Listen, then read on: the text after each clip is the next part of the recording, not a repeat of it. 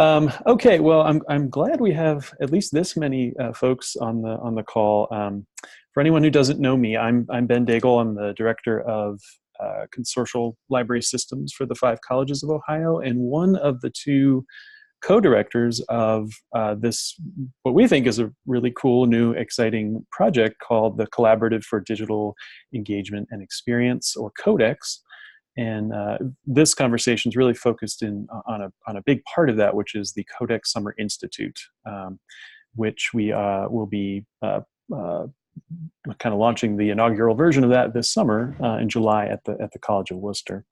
So I'm joined here though by a few colleagues here from Oberlin and also from the College of Wooster, who will take the reins on this presentation a little bit at different points. So I just wanted to allow them to all introduce themselves first. And we are a small group, so if you folks don't mind, it actually would be nice to just hear from you all, just to introduce yourselves, tell us, where you're coming from, just so we all have a sense of who's here, because I think we have some representation across the schools. Hopefully that won't take up too much time. But Heather, why don't we start with you? Sure, I'm Heather Fitz Gibbon. I'm a sociologist at the College of Wooster, and I'm the other co-director of the Summer Institute. Glad to have you. Katie? Hi, I'm Katie Holt. I'm the Latin Americanist in our history department at the College of Wooster, and also chair of the Department of Global and International Studies. And I guess I'm here to be one of the presenters talking about a digital project I've used in my teaching. Amy? Hi, I'm Amy Margaris. I teach at Oberlin College in the Anthropology department, and I've been dipping a toe into the waters of museum studies also. I'm sitting here with Megan Mitchell, who's my partner in crime, and I will also be presenting a little bit on a scalar project I've been working on with students and other collaborators.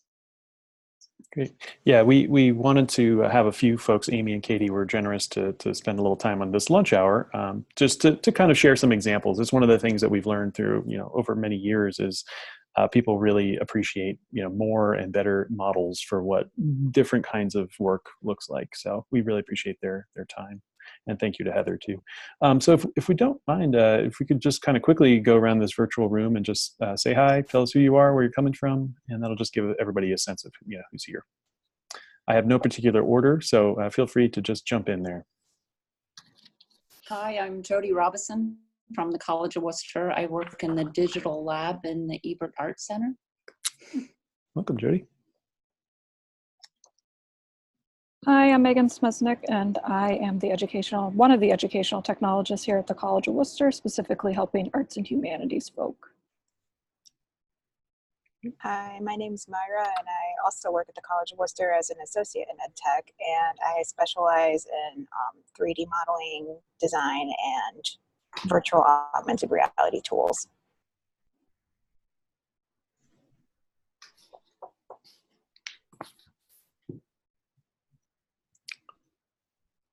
Other folks? It's possible some folks don't have mics as well, so I don't want to put too many people on the spot.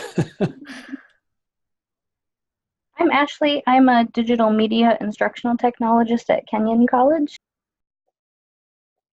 If you can hear me, I'm Alex. Yep. I'm an instructional designer with the Center for Innovative Pedagogy at Katie.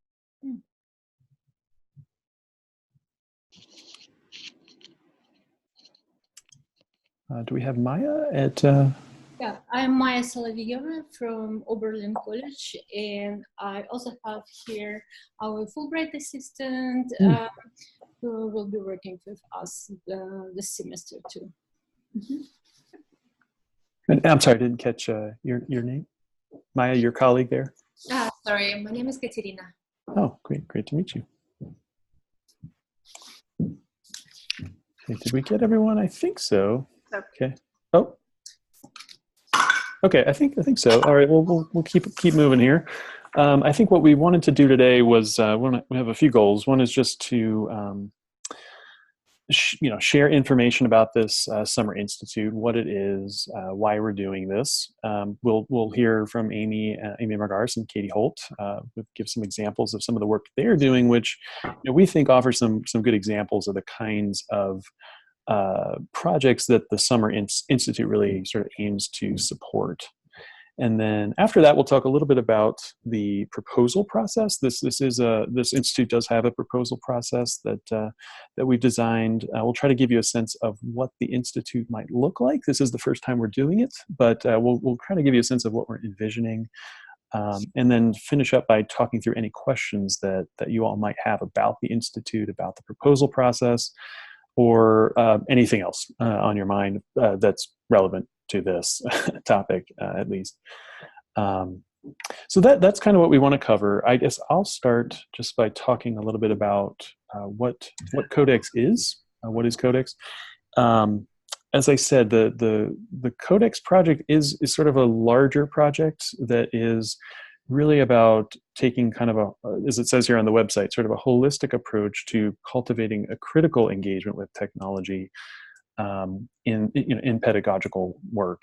The main, it has a lot of components to it, but the main one that we are taking action on now is sort of the engine of the whole project, which is this idea of a CODEX Summer Institute. The version of the Institute that we're planning now is sort of envisioned as this 4-day intensive institute during which teams composed of some combination of faculty, librarians, technologists, or and possibly students. We sort of hope there's a role for students in this, can come together to spend time working on developing a new course, or maybe redesigning an existing course, or maybe a co-curricular project, that all of which sort of could incorporate digital components in ways that really try to foster sort of a critical engagement with the subject of the course or the project that it's engaging with, or potentially of the technology itself that's being integrated into the class. The Institute will offer plenty of time for the teams that come to work together to work through their ideas and their projects, and we'll supplement that team time with workshops and other sessions that will be designed with the cohort that's there in mind. So we have some ideas about what those workshops will look like, but we're going to wait until we know what the kind of proposals that we see coming through, the ones that were selected, and design those workshops around those projects. Any members of a team that ends up coming to the Institute will receive a stipend of $1,000. We'll have mileage reimbursement, covered for any travel related to the Institute. Campus housing if needed. We expect some folks might be local and might just prefer to sleep in their own beds. But if needed, we are offering housing for, I guess it would be 3 nights. This is a Monday through Thursday, so it'd be 3 nights of housing, and then breakfast, lunch, and I think 2 dinners throughout the week. So trying to cover as many of those logistics as possible. Ben, isn't just a quick clarification? It's $1,000 per team member, right? Yes, per team member. Yes, right. That's right, not per team. Yep. Thank you. Mm-hmm. So that's sort of the Institute in a nutshell. We'll talk a little bit more about the proposal process, and also would love to hear just what questions you might have about this. But I just want to talk a little bit about why we're doing this.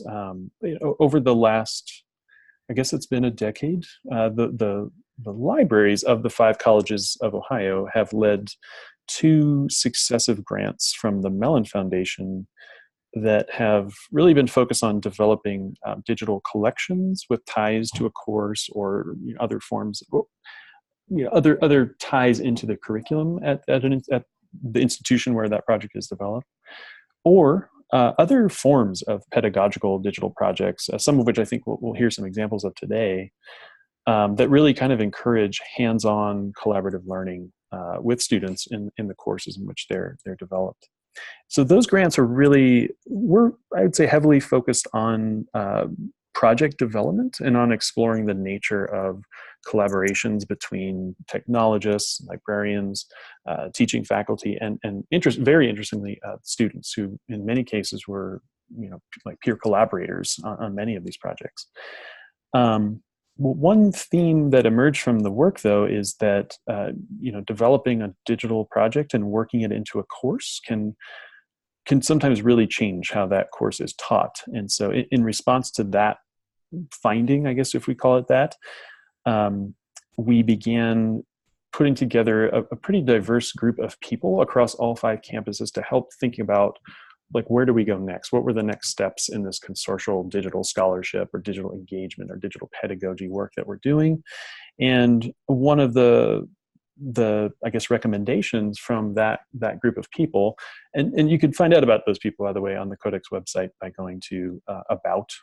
There's a list of everyone who's so far really contributed to thinking about this. But one of the recommendations was this institute, and as a place of really as a place for thinking about the learning objectives of the courses that these projects are developed for, and about designing digital components and digital projects in ways that help achieve those learning outcomes. So this institute is not really about like walking out the door with a polished digital project. This institute is really about coming together to think about what that course is going to look like, maybe developing the roadmap for that digital project that needs to be developed to support that course or that co-curricular project. And also really honing in on who the collaborators are in the project. If we've learned nothing, it's that many projects are collaborative. They require sort of relationships between different types of expertise. And that's the sort of little nodes that we want to kind of keep cultivating and keep bringing back together.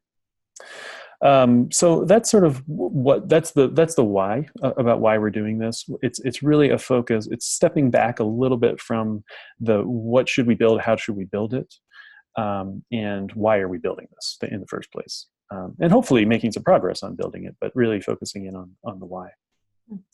I may have mentioned we're framing this first institute as a pilot. It's the first time that we're conducting it. While there's been tons of planning and thinking about the most effective way to conduct this institute, we also expect and hope to learn from this experience so that we can keep doing this again over subsequent years. From the consortium side, we're exploring grant funding to kind of sustain this, going forward.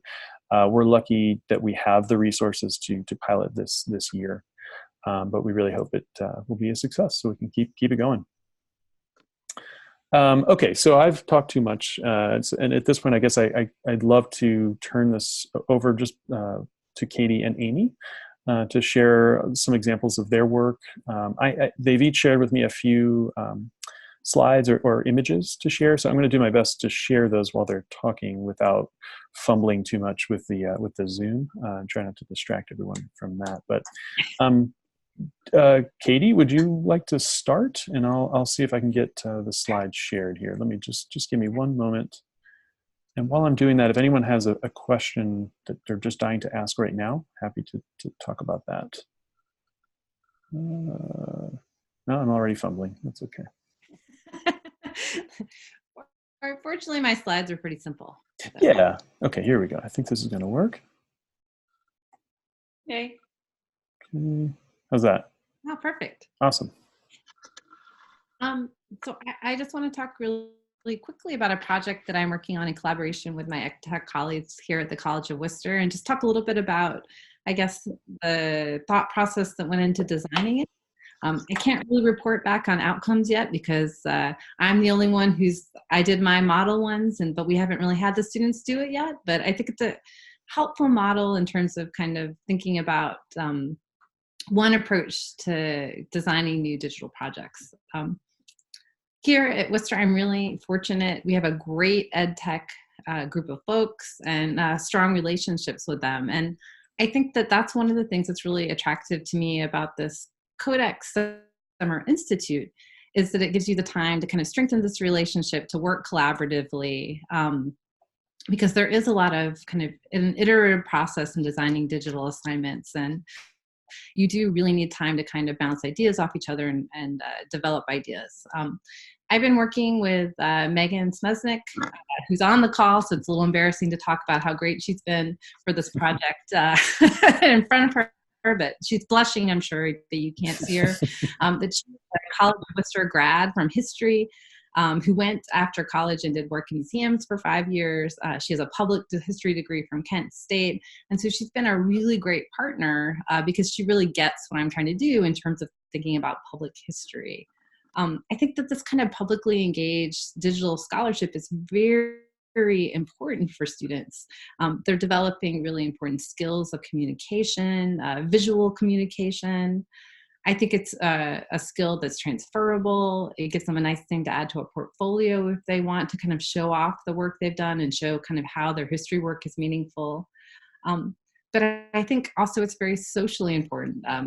I work on Latin America, and I'm doing this project in my Modern Latin America class, but they really have a responsibility, and they've done a really great job of kind of improving the coverage of information about Latin America and people of color, especially on the web.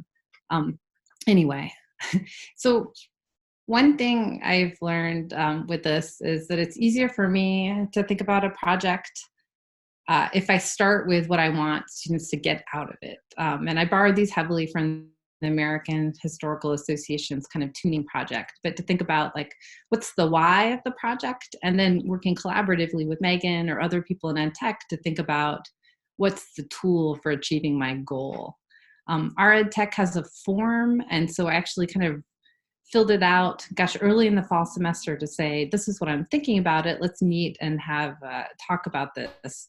And so Megan and I kind of met several times over the fall to think about what's the best kind of digital tool to use to achieve the learning goals that I want to come out with. And so this was kind of during the semester and actually, required us to both kind of shift from what we were doing into thinking about this future planning. So again, the Summer Institute would be wonderful because you give you this kind of luxury of time. So I talked with Megan about what I want to do in terms of kind of coming up with a digital timeline project, again, partially because of publicly focused scholarship, but also because I have a problem in survey classes that I'm sure that a lot of folks have, where since this is for my Modern Latin America survey, we're talking about 200 years of history, more than 20 countries. And I thought that this would be a really effective way for students to become kind of expert in one country's content, but also in kind of linking it to larger class themes.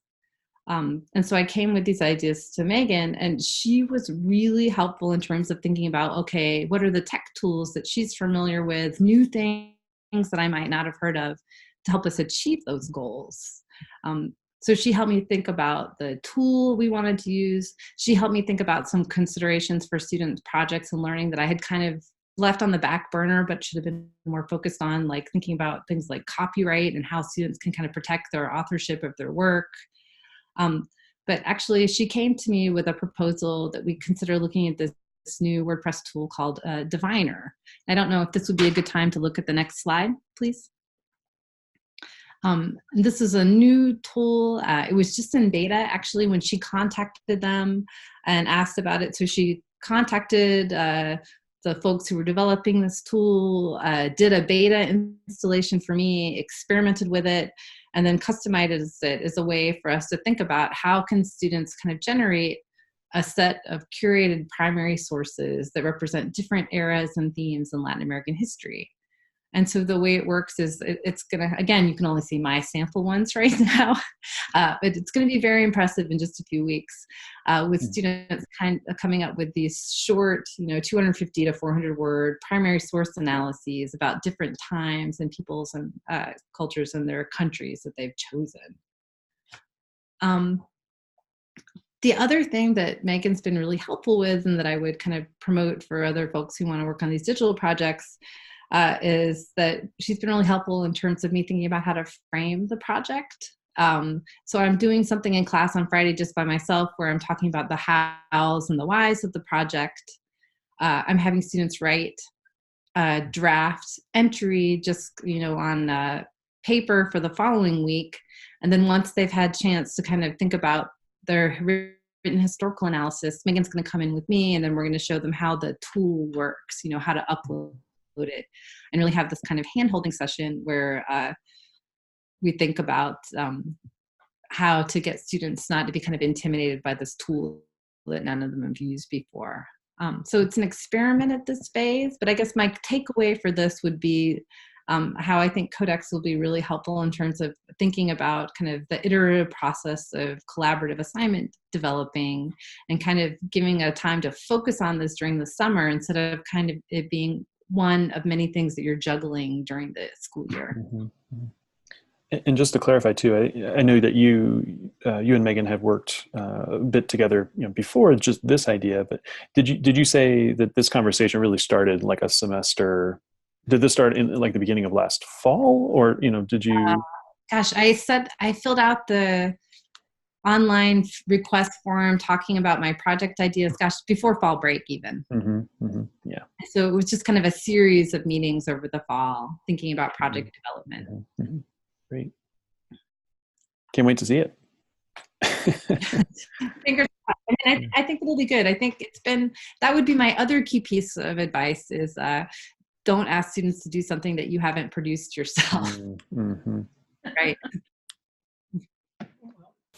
Good modeling. Awesome. Maybe it would be great to leave time for some questions if folks have, but I wonder if we want to, maybe we'll move to Amy, and then when we get to that Q&A section, maybe we can open it up at that point, if that sounds okay. Okay. Amy? Hi, everybody. Can you hear me? Yep. Okay. So, so Megan and students and others and I have been working on a project, and it's really been a long journey over the course of several years, but the couple of screenshots that you'll see are just from the most recent sort of iteration. It's been this particular platform, Scalar, but it's been built up over time. And as opposed to Katie's project, where she was really starting by thinking about the learning goals, I wasn't thinking about that so much as something that needs to happen for a particular community outside of Oberlin. So this is a project where, just a little bit of background, Oberlin has for the past 130 years been holding on to a little known collection of cultural objects from the Arctic, from Arctic Alaska. We got them from the Smithsonian, and they've been basically in a closet. And I'm an Arctic archaeologist, so I've been working to try and get the word out that we have this collection, especially to Alaska Native people today.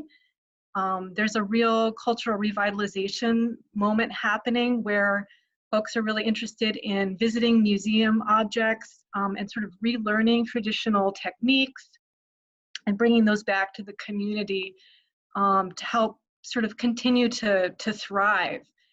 And so this is a project to get the collection either in a virtual way or in a physical way, we'll see what happens, back to those Arctic communities and bringing students along for the ride.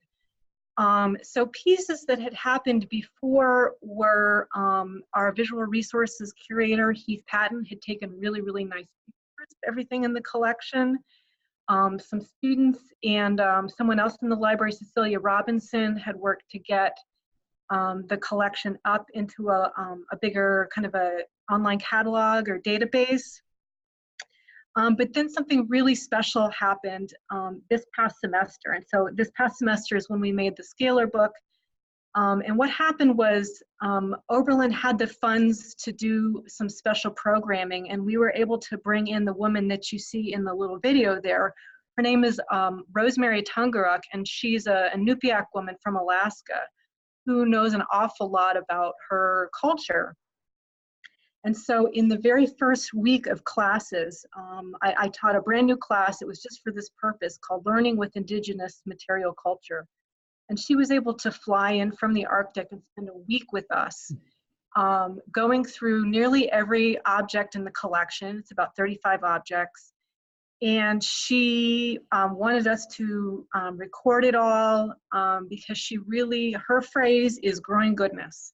She feels a lot of good can come from her and her community knowing that Oberlin has these objects. They want to know where their stuff is, but also help educate Oberlin students about their culture, especially at a time when climate is changing and there's a lot of troubles with industrial pollution in her area of the world.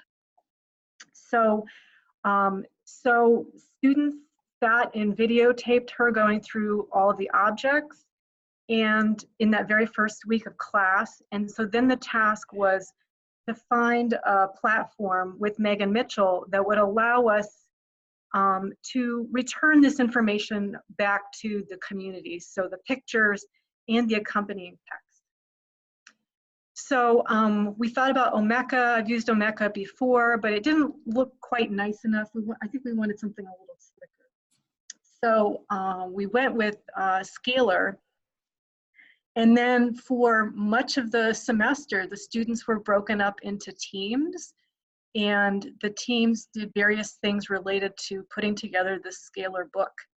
So one of the teams I was calling like the AV Club, which they had no idea what I was talking about. I don't know. So we used to call them in high school, but they were like, what are you talking about?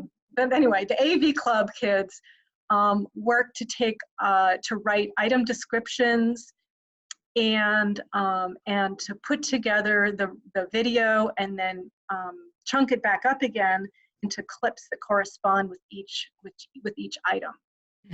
So the screenshot here, you can see this is a bag. We have the native name for the bag type, a Kellervik. It's made from fish skin, fish leather, in addition to other like crazy, wonderful materials. And you can click on the video and you can hear Rosemary talk about the bag and also about how the fish that she and her community capture are now being, the waters are warming to such an extent that they're covered in mold. These are subsistence-oriented people. So we get the object, but the object takes us to a story about what's happening in the contemporary art. So students learned all kinds of cool AV skills. They worked with someone here in the library on learning how to do video editing. What else did they do? They've done all the work. And they've done it by looking at some examples and exploring all of the different, in Scalar, we call them bells and whistles. I mean, layouts, media options, exhibit design, text creation, polishing, pathways. They have done it all with support, but really taking it super seriously in terms of the responsibility to the community that they're honoring working with. And it's been inspiring to see how willing they are to dig in and make something that they will be proud of, that they believe to be useful to the people that Rosemary wants to share this with. Yeah. And so the syllabus for the class was week 1, Rosemary comes to visit. Week 2 through 14, I don't know what's going to happen. Like it was a crazy experiment, but I felt that my job was, we discussed readings about museum studies and indigenous peoples and sort of decolonizing museums. But then much of the time was also spent doing, a lot of the time was spent doing, from the very beginning of the semester, the practical hands-on work with Megan Mitchell, with others, to get the Scalar project up and going. So the next slide, is there a second one? Yes, there we go. Another group put together bios of the major collectors who obtained the materials. And a neat thing about Scalar is that then you can sort of connect different parts of the book together. So here's Edward Nelson, and then you can scroll through photos of all the objects that he collected. So the work of the different teams was all interconnected in the project, and I think that really helped them, again, feel a really strong impetus to do it and do it well. It was just an extraordinary opportunity. And again, the focus is on, being able to, the project isn't live quite yet, but to be able to share that back with the communities and to continue to grow it as we continue to learn more. So the learning outcomes, unlike Katie's, were pretty broad. I don't have a slide for them. It was basically like, do the real work. We're doing the real work. I would just say that even from the beginning, when I first met with them to sort of explain what Taylor was and what was kind of possible with this platform, they were super concerned about the ethics of what they were doing and the seriousness. It wasn't just about putting together a website for them. They really believe in respectful creation of the content. That was super inspiring. Yeah, and of course, doing something that potentially is as public as this probably helps raise that or elevate that discussion about potential Absolutely. ethical. I think something else that was really important that came out of it was their minds were blown by the fact that they were not expected to be the experts in this material. We recognize that Rosemary and other Alaskan Native people are the experts. They talked a lot about how in a class they're meant to sort of become experts in a research topic, or at least pretend that they are, and that this was really humbling. They are, because our job is just facilitators of the information and to make it public, which is a really, really different way of thinking about being a student and your role in the world. And what skills do we have to bring versus, you know, the skills that other people like Rosemary have to bring to the table. So it was hugely collaborative. That's great. Well, thank you both for sharing. Those are really powerful projects, and can't wait to see their. I never want to say finished version because they're never done. They're never done. Okay, I do want to leave time for questions, and hopefully we have some. But I also wanted to make sure we talked a little bit about. Actually, let me exit this window here. A little bit about the proposal process and sort of our timeline going forward, and I might lean on Heather too here to also talk about how we can help people with ideas that may not necessarily know who their team is at this point, or even maybe need some help thinking through a proposal. So just I cannot talk and Zoom at the same time, so I'm gonna reshare my screen, hopefully. Here we go. All right, are we back to CODEX? Yeah. Fantastic. Okay, I want to point to some information here on the site under the website is codex.ohio5.org. That's sort of the headquarters for information about this project for now. Under About, just by clicking on About, you can learn a little bit about the larger ideas of CODEX, which include the Institute, but also some other projects that are sort of still in the early phases of planning or thinking through, and not also funding. But most importantly, I think I do want to highlight on this page the fact that there is a steering committee that is composed of members from each college, from different levels of, from faculty administration, teaching faculty, library directors, line librarians, educational technologists, and folks like myself and my boss, Sarah Stone. So we do have a steering committee that's helping to provide some direction to this project as it evolves. And then also acknowledging all of the folks who have so far contributed to this, these ideas over the last about 18 months, just going back quite a bit. So I just wanted to point that out. But more specifically, of course, I want to call attention to the actual call for proposals, which is also available from this same website. And the fact that we have developed some proposal guidelines. The proposal process the call for proposals is open right now, and will be running until February 16th as of this point. There are some guidelines here. Each section here is a section of the proposal that we would like to see in the submissions. And I do want to call attention, I think that probably the most important elements of the guidelines, we talk about it here in the description, but when thinking about proposing an idea for the Institute, one of the most important questions is why do this digitally?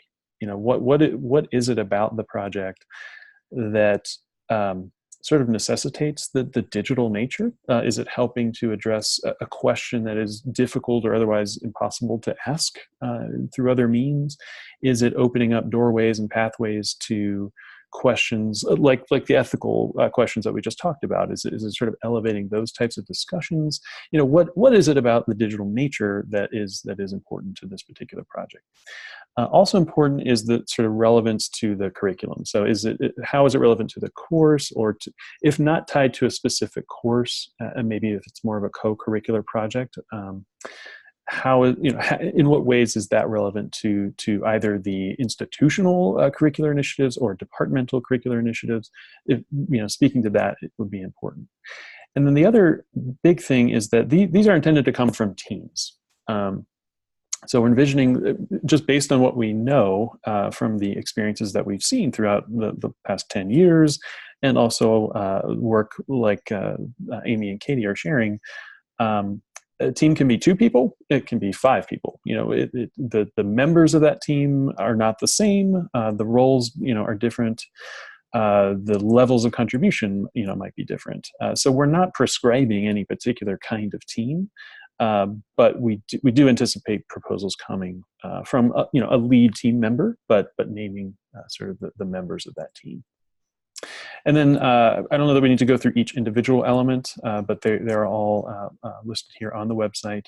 The format for proposals is a simple PDF form, so composed in a Word document, saved as a PDF, and then emailed to an email address we've set up specifically for this, codex-proposals@ohio5.org. Following the the proposal period, again ending February 16th, we have put together sort of a review committee composed of, again, sort of representing the colleges, representing the different stakeholder groups, faculty, libraries, technology, and so on. That group will be reviewing the proposals with the goal of selecting the cohort and notifying folks by March 2nd. The only other, once those groups are selected, there will be a period of time for the selected teams to sort of accept or acknowledge acceptance. That'll be a short period. And then before the Institute, we are planning sort of like an orientation in late May. That will be just an opportunity for that cohort to come together and to just get on the same page, make sure that come July that we're able and ready to start the Institute on the right footing. Then we'll have the Institute in July, runs from July 13th through July 16th, hosted at the College of Wooster. And then we are planning a sort of short follow-up gathering in the fall for the same cohort, just to really touch base on any progress or actions that follow-ups from the Institute. The intent is that if these are course-based, that the course will be listed in subsequent semesters. So there's obviously a process for that, and if there is a roadmap for developing the digital platform, in preparation for that course, if there's a need for help or support during that time, it's just a check-in period in the fall. So we want to provide the space and time for that as well. Okay, that's sort of the main logistics that I wanted to cover. Heather, do you want to talk about just what we're thinking in terms, anything I've missed, first of all, but then also anything we're thinking about in terms of, for folks with questions outside of this, small group of people, and ways that we might help folks with ideas? Absolutely. One of the things that folks may be puzzling about is what team members look like. And just to expand that a little bit, that could be students, for example. We're envisioning hopefully developing a robust cadre of students with experience and interest to want to work with each other. It could be a faculty member that you want to team up with. It could be an ed tech. It could be a librarian. So think broadly about what the team members might be. Don't be daunted by the categories for the proposal process. We're not expecting a lot. Remember, this is 2 to 3 pages. So you might look at that and say, that's a lot to write about. 3 pages on sustainability. No, it's not as huge as it might look. And then Ben and I are here to help. We want folks to really, for this to be successful. So we want folks to hit the ground running in July. So Ben has set up some office hours, or email me. I'm glad to, I'm actually on leave this semester, even though it doesn't look like that right now. So I'm not on campus in Worcester, but virtually I'm happy to send me an email. I think either of us would be more than happy to read drafts of a proposal and talk through all the elements of the project. So that's what we're here for. Yeah, and I'll add, also on the CODEX site, there is a contact link on the top right. You know, we've heard today, and we also know this from experience, that many projects like this do kind of require some kind of relationship, and maybe those relationships are well established, or maybe they're just beginning, or maybe they don't exist at all. But if you're, I guess what I'm getting at is there are a lot of people on each campus that, if they aren't already, you know, your partner, might be interested, or might know, might be a good source of information or help. And so we've checked with all of these people before publishing their names and emails, but these are just you know, sort of single points of contact from those major areas, you know, the libraries, educational technology, and faculty administration. You know, this institute is kind of getting into issues of curricular development, you know, course proposals, things like that. So if these are all folks that have volunteered to serve as a resource for anyone interested in developing a proposal or thinking about what their team, you know, might look like. So if you know these names, those are folks available. If you don't know those names, they're still perfectly happy to receive an email or a phone call just with a question.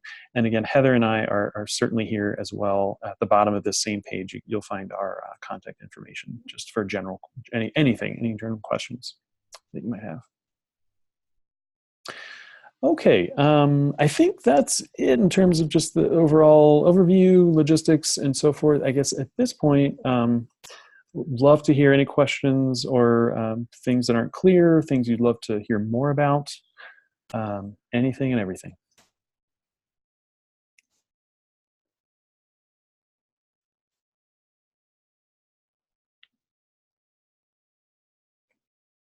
Or not. Let me just say one, while folks are thinking of questions, one other thought is we're envisioning these institutes as places of broad collaboration, not just within your team, and having moments for different campus teams to shoot ideas off of one another. And one of the real values of the Ohio 5 is we're not that far away from each other. So we're hoping to develop some of these relationships and connections in this interactive environment. Yeah. But questions?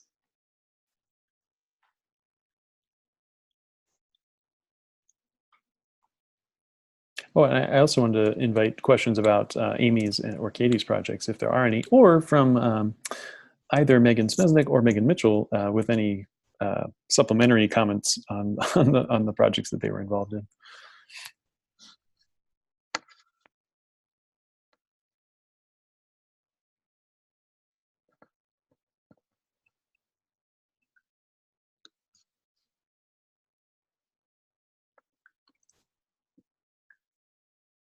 Okay, well, hearing none.